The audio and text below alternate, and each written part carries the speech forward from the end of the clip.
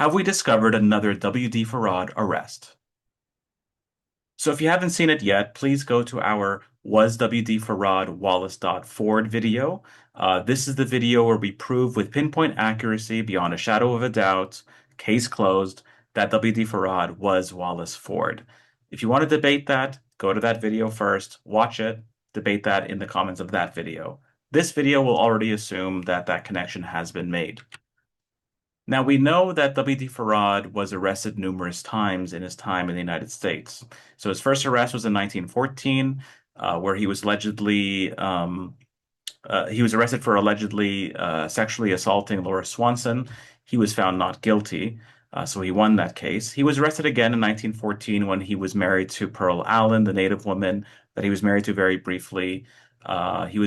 She had stolen from him, and then allegedly he had stolen from her. This didn't result in any trial or charges. In 1918, he was arrested outside of Wally's Cafe in California, in Los Angeles, for beating up Gillibrand, basically curb stomping him. However, he did not press charges, and uh, that was the end of that. More about that in Anton Beatty's book, Farad's First Footsteps in America, which you should all read and check out. In 1926, he was arrested for allegedly selling drugs to an undercover cop with Edward Donaldson at Wally's Cafe in Los Angeles. This is another shady one. I mean, he did go to San Quentin, and he served time for this. But it's shady because the police officer that arrested him was a police officer who would be caught soon after this running protection rackets, and he would eventually be involved in a murder-suicide for asking out a woman, and then she rejected him, and then he killed her and killed him himself. So it's possible that W.D. Farad was set up for that 1926 arrest, but nonetheless, he was convicted to prison in 1926. He served in San Quentin in California, and then he was paroled in May 1929.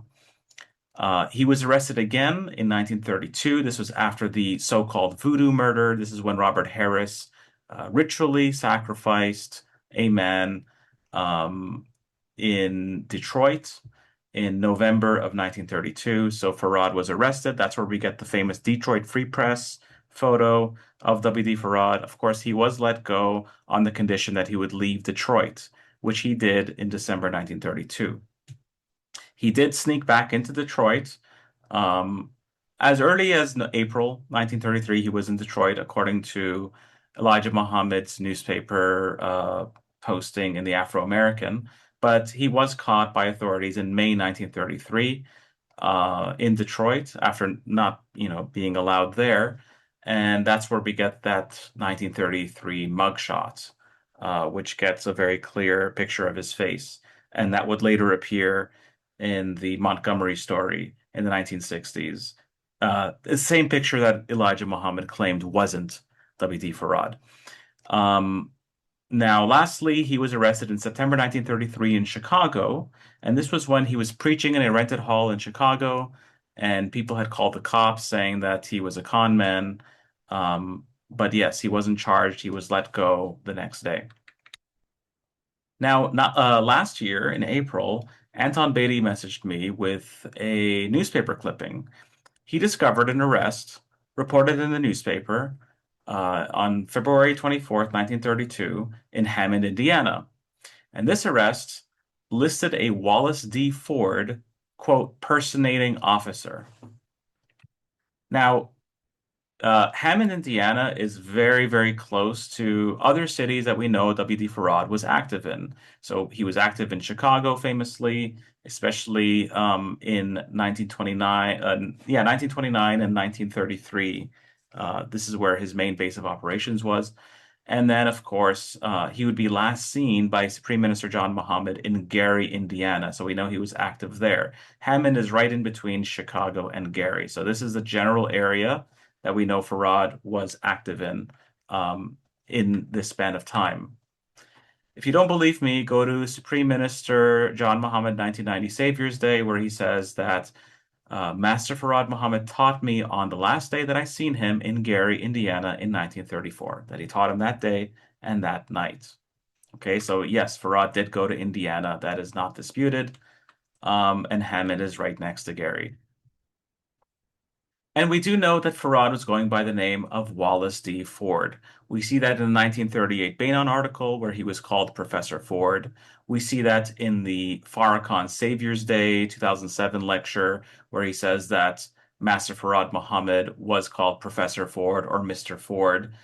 You can find that video on YouTube. And of course, there are other documents that support this. So over here we have his World War I draft where he is, this is all the way back in 1917 where he is called Wali Dad Farad with Ford in brackets or in parentheses. We also have this another Anton Beatty discovery, um, and there's a link to Ancestry. It's a census record that shows that a man in 1930 named W.B. Ford, okay, was in Black Bottom, Detroit in 1930 as a salesman staying at a hotel. And this was at the same time that we know that W.D. Farad was a salesman in Black Bottom, Detroit, staying at a hotel. So it's likely the same person. Okay, as is this clipping. It's likely the same person as W.D. Farad.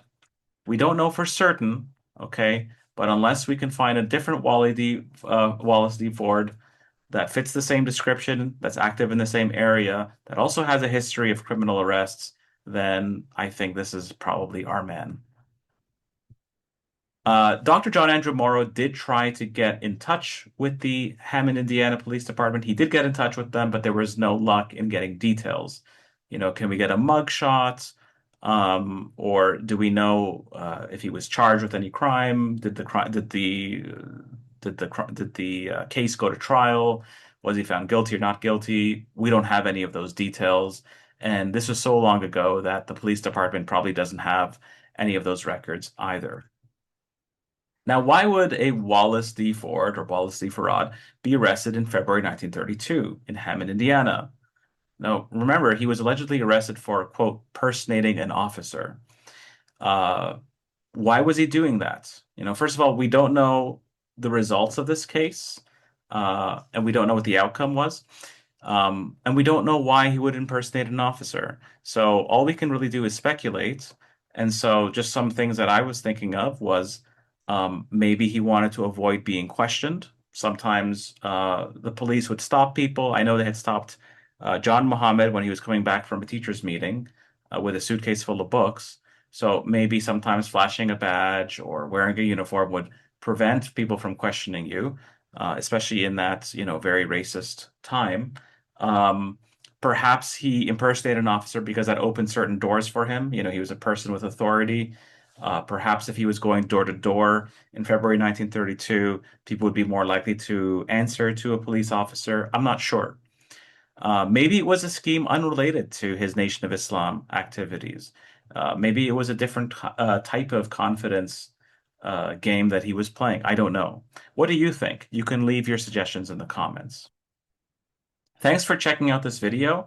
It's been a while since I've made a video. If you're interested in seeing more, you can follow the Buy Me a Coffee link in the description below. You can also always pick up my book with John Andrew Morrow, W.D. Farad, The Man, Myth, and Mystery Behind the Nation of Islam. And I'm very happy to announce that there will be a sequel book coming out very soon, inshallah, with oodles of more information and research that I hope everybody here will find interesting. Thank you very much, and I bid you all farewell. Assalamu alaikum.